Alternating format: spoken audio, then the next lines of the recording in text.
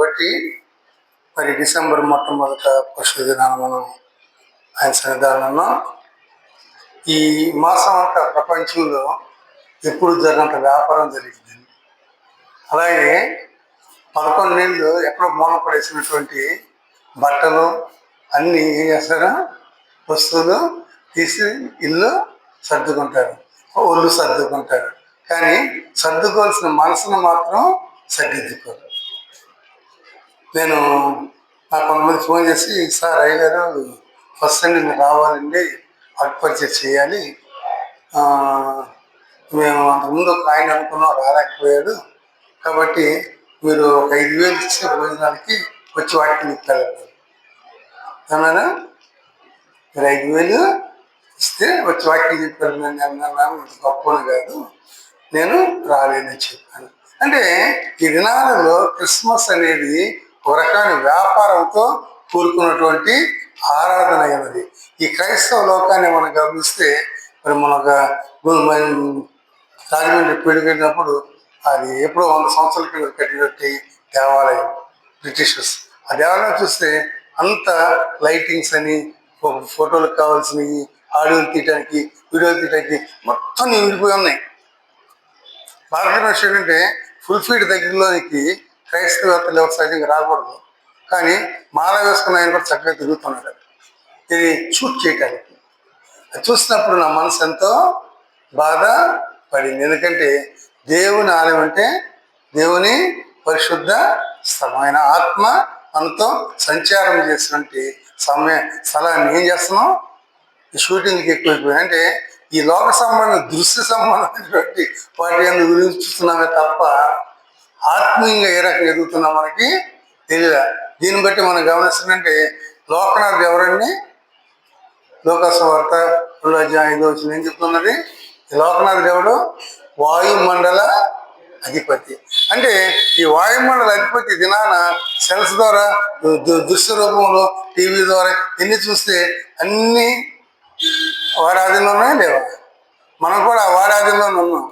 ఎందుకంటే పిల్లలైతే చాలామంది చర్చిలో ఉండి సెల్ చూసుకుంటూ ఉంటారు. ఆ సెల్లో యూట్యూబ్ అని, ఆ ట్యూబ్ అని, యూట్యూబ్ అని, కానీ దేవుని ఒక్క వాక్యాన్ని వినటానికి ఇష్టపడలేదు. కాబట్టి ఈ దినాన క్రైస్తవ లోకాన్ని పట్టి పీడిస్తున్నది ఏంటంటే ఈ టీవీలు, ఈ వాట్సాప్లు, ఈ సెల్ ఫోన్లు దరిద్రం పట్టుకొని వారి జీవితాల్లో మరి దిగజారిపోతున్నారు ఆత్మీయంగా.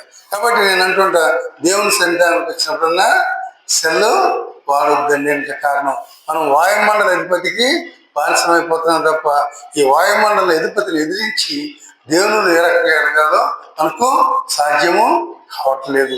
కానీ కేవలం దేవుని ఎదుగుతున్న వారికి మాత్రమే అది సాధ్యము. నేను అనేక సార్లు చెప్తుంటా, వాక్యం చదవాలన్నా, ప్రార్థన చేయాలన్నా మోకరిస్తే సెల్లు మోగటం, బెల్లు మోగటం ఏదో జరుగుతుంది. కానీ నేను ప్రదర్శించు దేవుని అడిగినప్పుడు the total area will be controlled by God.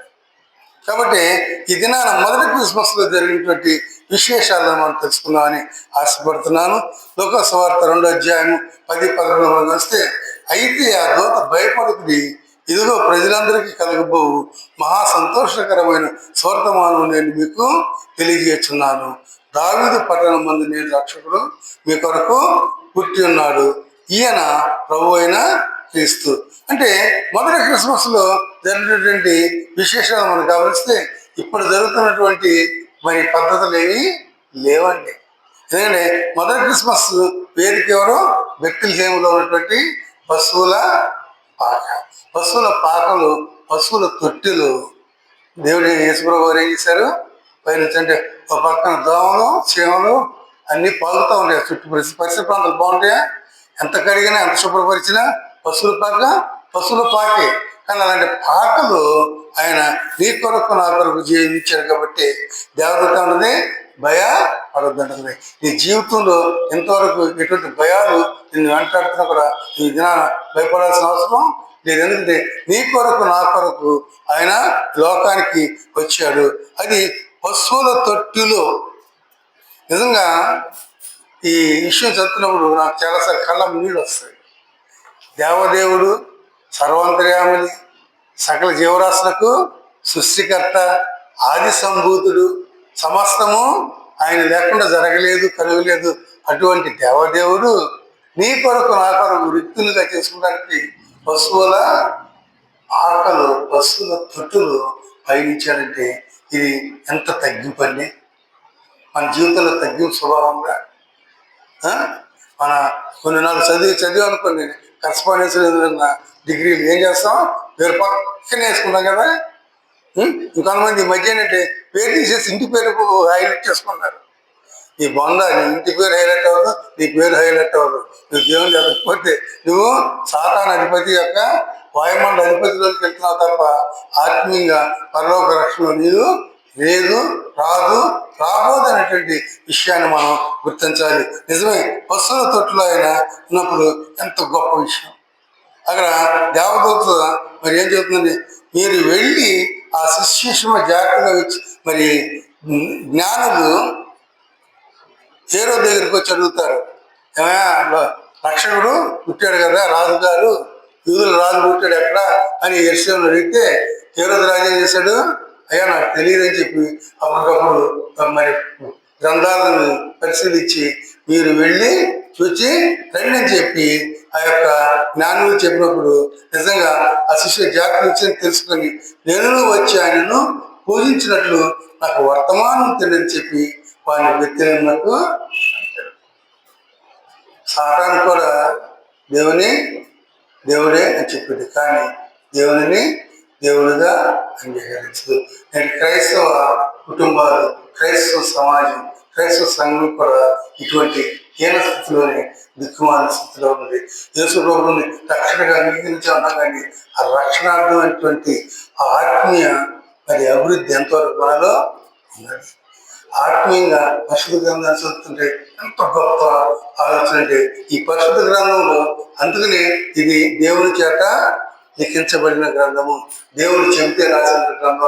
ఏంటంటే ఇన్ని కాల మార్పులు, స్థలాలు మారిన పరిశుద్ధ గ్రంథంలో మార్పు లేదు, కానీ ప్రతిదినము ప్రతి జనరేషన్ కూడా ఇది సందేశాన్ని ఇస్తూనే ఉన్నది. కాబట్టి ఇక్కడ మనం గమనించినప్పుడు వారు వెళ్ళి యేసు ప్రభువును పూజించి తిరిగి రమ్మన్నారు.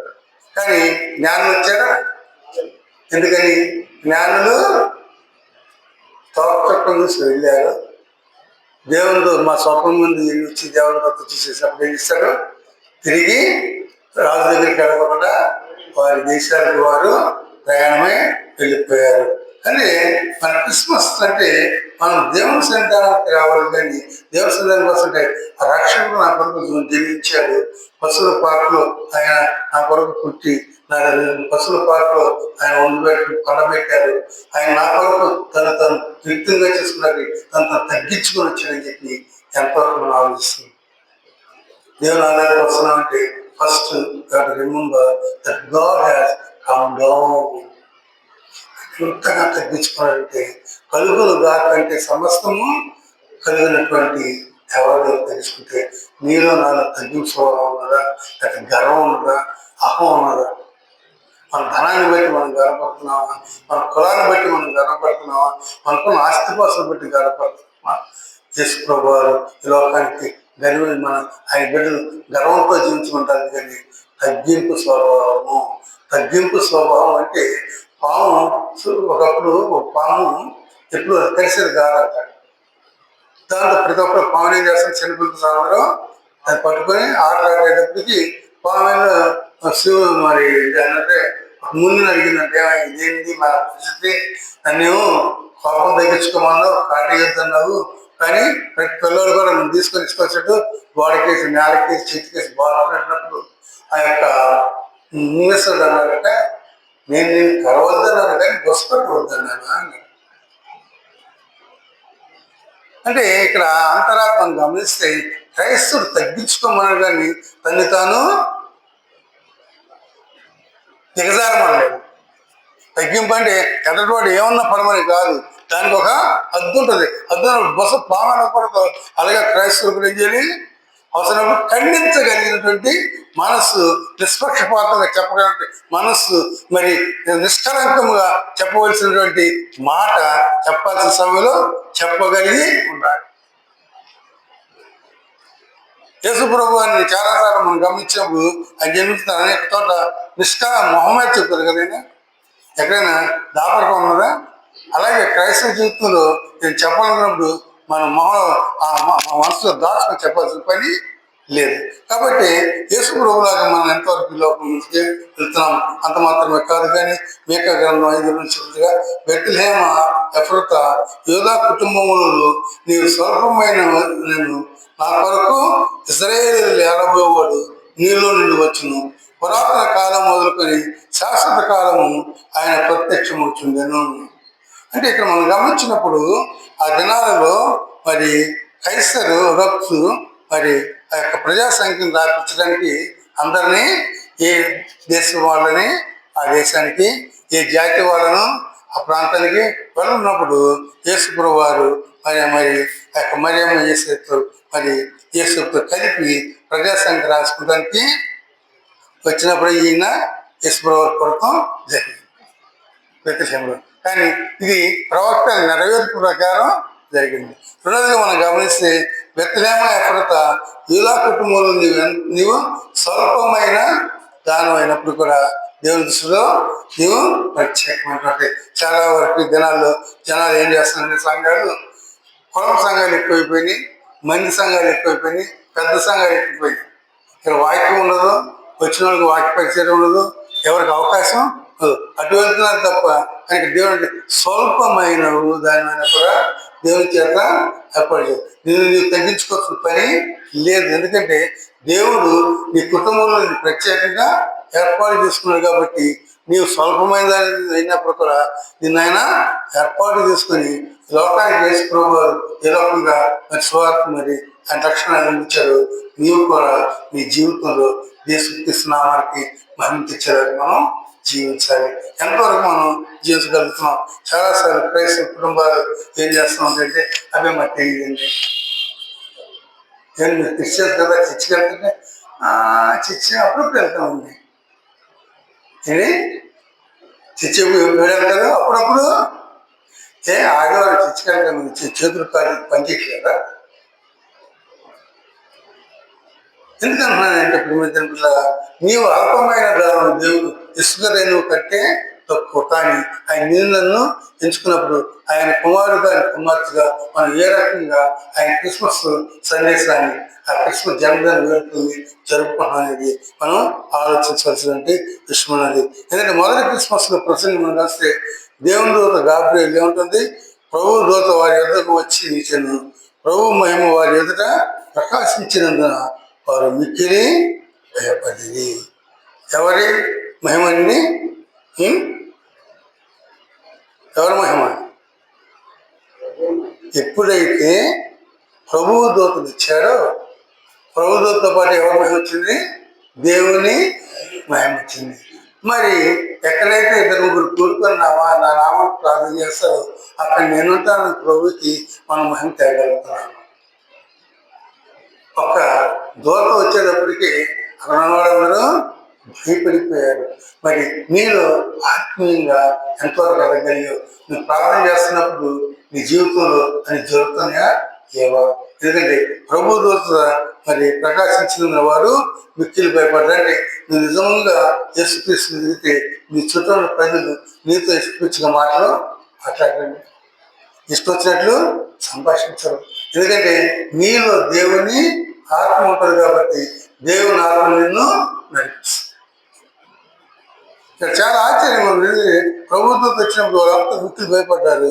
కానీ ఇక్కడ వాక్యం దూతం ఉంటుంది, భయపడకుండా మీకు రక్షకుడు వచ్చినాడు. మన జీవితంలో మనం అనుకున్నాం ఎందుకు పనికిరాని కూడా ఆయన ఏర్పాటు చేసుకున్నాడు కాబట్టి భయపడాల్సిన అవసరం లేదు. నీకున్నటువంటి వీక్నెసెస్ ఉండొచ్చు, నీకున్నటువంటి ఆ యొక్క ఏమంటే బలహీనతలు ఉండొచ్చు. కానీ బలహీనతలో నిన్ను బలపరిచి ఆయన వైపు తిప్పుకొని ఆయన నామానికి మహిమ తీసుకురావడానికి ఇష్టపడుతుంటే మనం ఏం చేస్తున్నాం? ఎందుకంటే మరి దేవునితో గాబ్రియలు చక్కగా దేవుని యొక్క వాక్యాన్ని భయపడదని చదువుతుంటే నీవు నేను ఇన్ని సంవత్సరాలు ఎవరికైనా సరే స్వార్థ చెప్పగలిగాను. కానీ మనం అడిగినప్పుడు నేను ఎందుకు చేసే ప్రభుత్వం నమ్మాను అని నేను చెబుతాను. నేను ఎందుకు రక్షణకు వచ్చానంటే నేను చెబుతాను. అందుకని దారి ప్రతి ఒక్కరిని తీసి ఇదిగోరా యేసు ప్రభు నమ్ము నీకు రక్షణ వస్తుంది.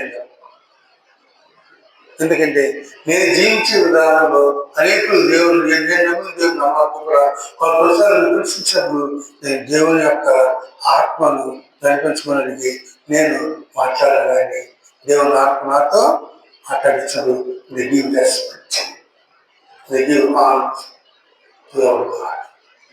మనం నమ్మిన దేవుని వాళ్ళు ఏం చేస్తారు? సృజించకపోవచ్చు కానీ పర్యేశ్వరం గౌరవం ఇస్తారు. కాబట్టి ఇటువంటి అవకాశం మరి క్రైస్తవులుగా రక్షింపబడిన మనకు మాత్రమే ఉన్నది. ఈ క్రిస్మస్ రోజు మనం గమనిస్తే మొదట పాట పాడింది ఎవరండి? యశ్వరవాద పశువులు పాడింది ఎవరు? దేవతల సమూహము అని లెక్క కట్టగలమా? దేవతల సమూహాన్ని మనం లెక్క కట్టగలమా? లూసిఫర్ సమూహమే కొన్ని వేల కోట్ల మిలియన్ ఉన్నారు. అలాంటప్పుడు దేవుని దేవతల సమూహం అంటే పట్టజాలినంత మన మానవ మనసుకి తట్టనంత మంది దేవుణ్ణి యేసు ప్రభువుని మహిమ తీసుకొస్తూ ఏమన్నారు వీళ్ళు? సర్వోన్నతుడైన దేవునికి మహిమ, ఆయన శిష్యుని బిడ్డలకు భూమి మీద సమాధానం కలుగును గాక. సర్వోన్నతమైన స్థలంలో దేవునికి మహిమ, ఆయన క్రిస్టియన్ వారికి భూమి మీద సమాధానము. ఏదైనా నీ కుటుంబంలో నీ జీవితంలో సమాధానం ఏదంటే you are not Christian at all. నువ్వు క్రైస్తవురాలుగా. ఎందుకంటే ఆయన ఈ లోకానికి వచ్చింది ఏంటి? సమాధానాన్ని ఇవ్వడానికి ఇచ్చాడు. నీ జీవితంలో ఇన్ని ఆటపోతున్నా, ఇన్ని అలల లాంటి సముద్రం లాంటి అలలు వచ్చినా కూడా ఆయన నీ జీవితంలో ఏం చేస్తాడు? సమాధానాన్ని అనుగ్రహిస్తాడు. అంటే ఓర్పు సహనము ఎల్లవేళలా విజయం వైపుకి నడిపించను. కాబట్టి యేసు ప్రభు వారి లోకానికి రావడానికి కారణం ఆయన మనకు సమాధానకరమైనటువంటి మరి జీవితాన్ని నడిపించడానికి వస్తే ఆ ప్రభుని నీవు నేను ఎట్టి విధంగా ముందుకి సాగలుగుతాను. ఎందుకంటే నేను రక్షకుడు ఈ కొరకు పుట్టి ఉన్నారన్న మాటను మనం గమనించినప్పుడు ఎందుకు పుట్టాడు ఆయన? ఇప్పుడు ఆలోచన. చాలా మంది బాప్టిస్ట్ తీసుకుంటారు, ఎక్కువ మంది పెళ్లి బాప్టిస్ట్ తీసుకుంటారు కదండి. అవును కదా? ఎక్కువగా క్రైస్తవుల్లో పెళ్లి బాప్టిస్తారు. పాస్టర్ గారు ఒప్పుకోండి, క్రైస్తవ పెళ్లి జరిగినా కదా నువ్వు బాప్టిజం తీసుకున్నాను. తీసుకొని ముందు ఇవి చెంబట్రా అప్పటికప్పుడు ఆత్మ చేస్తుంది. బాప్టిజం అనగానే ఇంక ఆత్మ చేస్తుంది. చెమ్ము నీళ్ళలో కూడా ఆత్మ వస్తుంది. అన్నా చెములో నీళ్ళు పట్టు తండ్రి కుమారు పశుద్ధాత్మాలు ఇలా చదివించి నీ బాప్టిస్తానంటే బాప్టిస్తం కాదు. సరే ఏంటంటే ఉద్దేశపూర్వకంగా ఇచ్చినటువంటి బాప్టిస్తం అంటే నీవు యేసు క్రీస్తులో ప్రక్షాళన చేసుకోగలం. దాని ఆయన పశువుల తొట్లు పడటానికి కారణం ఏంటి? దేవదేవుడు మరి రిక్తులుగా చేసుకున్న కారణం ఏంటి? నీ యొక్క పాపాలను క్షమించి నీ జీవితంలో సమాధానాన్ని గురించి, శాంతిని సమాధానాన్ని గురించి, సకల సమృద్ధిని అనుగ్రహించి ఈ లోకాధిపతి నుంచి నేను తప్పించి మరి ముందుకి తీసుకువెళ్ళటానికి ఆయన వచ్చాడంటే విషయాన్ని మనం గమనించినప్పుడు ఒకసారి బాప్తిసం తీసుకున్న తర్వాత తిరిగి పాపం తప్పు పొరపాటు చేస్తాను. దాన్ని ఎవరు పొరపాటు సహజం. నేతరాశ జీవకుటం అనేది సహజం. కానీ మనం ఎప్పటికప్పుడు సరిదిద్దుకొని ముందుకి వెళ్ళగలుగుతాది. కాబట్టి లోక రక్షణ మన కొరకు పుట్టి ఉండగా ఆ యేసు ప్రభువును నీవు నేను ఏ రోజుగా ముందుకు వెళ్ళగలుగుతున్నాం. మరి ఏ రోజుగా మనం గమనించినప్పుడు మొదటి క్రిస్మస్ రోజు కానుకలు ఏం పట్టుకొచ్చారండి? బంగారం, సాంబ్రాణి. ఈ జ్ఞానం గురించి చాలాసార్లు నేను ఆశ్చర్యపోతానండి. జ్ఞానం అయితే ఏమన్నా యెహోవా తెలుసా? యూదులు రాజవాడు తెలుసా? కానీ తెలిసింది ఏంటంటే గ్రంథాలను చదివినప్పుడు గ్రంథాలలో చెప్పబడినటువంటిది లోకరక్షకుడు వస్తాడు, ఈ సర్వభూమిని ప్రక్షాళన చేయటానికి, పాప విముక్తులు చేయడానికి వస్తాడంటే నమ్మకం. వాళ్ళు ఎన్ని నెలల్లో బయలుదేరారు. కానీ అది ఏం చేశారు? ఆ దేవుని కొరకు వెతికారు, ప్రయాణం చేసి ఆఖరికి ఆ దేవుని నడిపి ప్రకారం వ్యతిరేక ప్రార్థన అనేది జరిగినప్పుడు ఆయన దొంగల భయం ఉంటాడు. ఊరు కానీ ఊరు, దేశం కానీ దేశం. మనం ఒక ఊరు వెళ్తున్నాం అనుకోండి, పొరపాటున సాయంకాలం దానిపై చేస్తుంది ఇన్ని ఒకళ్ళు ప్రసాద్ చూసుకుంటాం, మీరు తారాగా వేసాం. మరి బయటకు వచ్చి మళ్ళీ తాగేసి బాగా చెప్తాం, గ్యాస్ కట్టేసామా, లైట్లు ఆపేసామా, తలుపు గట్టిగా పెట్టామా, రెండు తాళం తరిగేసామా నడుస్తుంది. అతని ఈ జ్ఞానులు యొక్క మరి బంగారం సామ్రాన్ని గోడను పట్టేటప్పుడు దొంగల భయం ఉన్నది. అడవిలో దొంగలు ఉంటారు, దారి ఎడారులు. కానీ అటన్నిటిని తప్పించుకొని చూస్తాను నమ్మకంతో తీసుకున్న దగ్గరికి వచ్చారు. నువ్వే నమ్మకంతో దేవుని సన్నిధానానికి వస్తున్నావు. మన చిన్నప్పుడు చర్చస్ ఏం చేస్తారంటే ఆదివారం వచ్చిందంటే వాళ్ళ ఇళ్ళలో మరి పెరిగినట్టు మొట్టమొదటి వచ్చిన పువ్వు ఉందనుకోండి, ఆ గులాబీ పువ్వు తీసుకొచ్చి చర్చలు పెడతారు. మొట్టమొదట వంకాయలు పువ్వు తీసుకొని ముందు రెండో కాయ తీసుకొచ్చి దేవుని సన్నిధానం రావాలి. దాని అర్థం ఏంటంటే దేవుని సన్నిధానానికి వచ్చినప్పుడు నీకు రెక్కస్తాలతో రావచ్చు పని.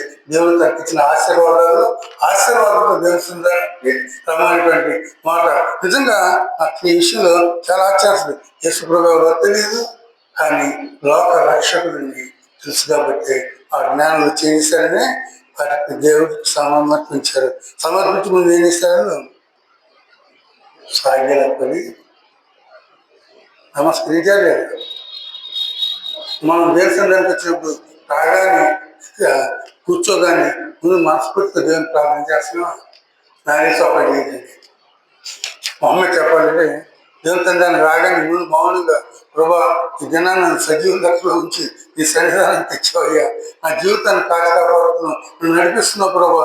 గత ఆదివారం నుంచి ఆదివారం నడిపించావు, ఈ ఆదివారం నుంచి వచ్చే ఆదివారానికి నేను నీకు సమర్పించుకున్నాను, నా కుటుంబాన్ని నేను సమర్పించుకున్నాను, నీ చిత్తాన్ని నా జీవితంలో నెరవేర్చుతండి అని ప్రార్థన చేశాను. అస్సలు చర్చలోకి వస్తుందని అయ్యో శ్రమ అవుతుందేమో, అది అవుతుందేమో, ఇది వచ్చామని ఆలోచన తప్ప దేవుని సన్నిధానానికి వచ్చినప్పుడు నువ్వు సాగిల పడి మార్పించట్లేదు. కానీ దేవుని సన్నిధానంలో నీ హృదయాన్ని సాగిల పడి దేవుని ప్రార్థించగలుగుతాడు. మరి దేవుని అన్నటువంటి ఈ నాన్నని దేవుని సన్నిధానానికి వచ్చినప్పుడు దేవుని యొక్క మహిమను వారు చూడగలిగారు కాబట్టి మరి సాగిల పడి నమస్కరించి మొక్కారు. ఈ లోక సంబంధ జ్ఞానం అంటే పెద్ద పెద్ద సైంటిస్ట్ అంటే కదా, కానీ దేవుని దగ్గరికి వచ్చి ఎందుకు పనికి రామని చెప్పి మేము మా చదువులు మా జ్ఞానము నీ ముందు ఏమీ కాదు అని చెప్పి చక్కగా మోకరించి నమస్కారం చేసి వారు తెచ్చినటువంటి ఇచ్చి సంతోషంగా తిరిగి నువ్వు దేవస్థానానికి వస్తానంటే నీ హోదాలు, నీ చదువులు, నీ డిగ్రీలు పనికిరావు. కానీ ఆయన సన్నిధికి చెప్తున్నావు, ఇవన్నీ నీ వల్ల నాకు వచ్చింది, నిన్ను బట్టి నేను లోపల ముందుకి సాగుతున్నాను, నన్ను ఆస్వాదించు, అభివృద్ధి పరచు, 10 మందికి నీ నామాన్ని తెలియపరచులాగా నా జీవితాన్ని తీర్చిదిద్దు అనేటువంటి ప్రార్థన చేసినప్పుడు God will do his wonders in our life. ఎందుకంటే ఆ శిశువులు చూచి సాగిలపడి ఆయనను పూజించి తమ పెట్టెలు విప్పి బంగారము, సాంబ్రాన్ని, గోడములు కానుకలుగా ఆయనకు సమర్పించారు. నువ్వేదో ఈ లోక సమానం టైంకి చాలా చూడండి, చాలా క్రైస్తవులు గమనిస్తే అరకిలో బంగారం దేవుడికి పెట్టాం, కిలో బంగారం మీరు పెట్టాం, మనకి పెట్టలేదు. ఈ మనసుని నీవు నీ కొనశక్తిలో దానికి వచ్చి సమర్పించినప్పుడు దేవుడు ఆ సమర్పణను అంగీకరించి నిన్ను సమృద్ధిని అనుగ్రహించే దేవుడు అనుకున్నాడు. కార్యక్రమం దేవుడు ద్వారా మన జీవితాలు ఎలా ఉన్నాయి? ప్రతి ఆదివారం అనేక ఆదివారాలు గడిచిపోతున్నాయి, అనేక సంవత్సరాలు గడిచిపోతున్నాయి, కానీ మనలో ఆత్మీయంగా ఎదుగుతున్నామా? దాన్ని అర్థంలో చూసినప్పుడు చాలా ఆశ్చర్యపోతుందండి. నేను టీ షాప్ వెళ్ళాను, ఈ ఓవర్సీ జంక్షన్ దగ్గర టీ షాప్ ఉంటుంది, క్యారెట్ టీ షాప్. దగ్గర నాకు 2000 నుంచి పరిచయం. ఇప్పుడు మా రిలేటివ్స్ కానీ మా ఇంట్లో కానీ రైల్వే స్టేషన్ దించి వచ్చేటప్పుడు టీ తాగుతాను. అది నాకు అలవాటు. కొంచెం మలయాళం కూడా కొంచెం నాకు వచ్చి కాబట్టి అది కొంచెం మాట్లాడి సంవత్సరం ఉంటాను. నిన్న అటు వచ్చాను, వచ్చినప్పుడు ఆటోమేటిక్ ఆగి టీ కానీ అంటే అన్న నీవు నేను ముసలి అయిపోతున్నాను, ఏరా అంటే చూడు తెల్లబోయి నేను తెల్లబడాలి ఇది నీకు నేను వయసు పెద్దమైపోతానంటే వాడే రంగు చేసుకోలేదు అసలు నేను రంగు వేసుకుంటాను కానీ నేను నల్లగా ఉన్నాయి కదా అంటే నువ్వు రంగు వేసుకున్నా కూడా నేను ఒకే వయసు వాళ్ళం కదా అన్నాడు. కాబట్టి మనం ఎన్ని మొత్తం ఫ్యాషన్ చేసిన నీ జీవితం నీ శరీరం రోజు రోజుకి దాని ప్రకారం చేసుకున్నది కానీ ఆత్మ రోజు రోజుకి కరెక్ట్. కాబట్టి మనం ఏ రకంగా ముందుకి సాగుతున్నాం. మొదటి బహుమానం యేసుక్రీస్తు అనిపించింది. ఆయనే మనకు బహుమానంగా రక్షణగా వచ్చింది. ఈ క్రిస్మస్ దినాల్లో ఏం చేస్తున్నాం? ఎటువంటి నిర్ణయాన్ని తీసుకున్నాం? ఎందుకంటే దాన్ని చూసి చాలా ఆశ్చర్యపోతుంది. కానీ ఎంత ఫాస్ట్గా జరిగిపోతుంది అని కదా. కానీ చాలా వేగంగా జరుగుతుంది కదా. కాలం వేగంగా జరగక మనం కాలాన్ని తీసుకొచ్చేట్టు దుర్వినియోగం చేస్తున్నాం కాబట్టి వేగంగా జరుగుతుంది. ఎందుకంటే సెల్ ముందు కూర్చున్నానికి ఇన్ని గంటలైన సెల్ నిశ్చార్థం ఇచ్చేంత వరకు కూడా ఆపం. కళ్ళు ఎక్కువగా ఉన్నా కాలంలో పెడుతుంది కానీ అటువంటి గమనించాలి. వస్తారు బాగా ముందు నొప్పులు ఆ నొప్పులు ఈ నొప్పులు. కాబట్టి ఈ క్రిస్మస్ దినాల్లో సంవత్సరం ఆఖరి దినాల్లో చూసుకుంటే మనం దేవుని దృష్టికి ఏమై ఉన్నాము. ఆయన దృష్టికి అంగీకారం దేవుడు తను ఇష్టపూర్వకంగా ప్రతి ఒక్కరిని తల్లి గర్భంతే ఏర్పాటు చేసుకుంటాడు. కాబట్టి నేను ఏర్పాటు చేసుకున్న స్థితి ఏమై ఉన్నదో నీవు పరిశీలించుకోవాలి. పరిశీలిస్తున్నప్పుడు మాత్రమే దేవుని యొక్క నామానికి నువ్వు ఆయన తీసుకొస్తాం. ఈ క్రిస్మస్ దినాలు దేవుడు మన కుటుంబాలను ఆస్వాదించి ముందుకు నడిపించుకుంటాడు.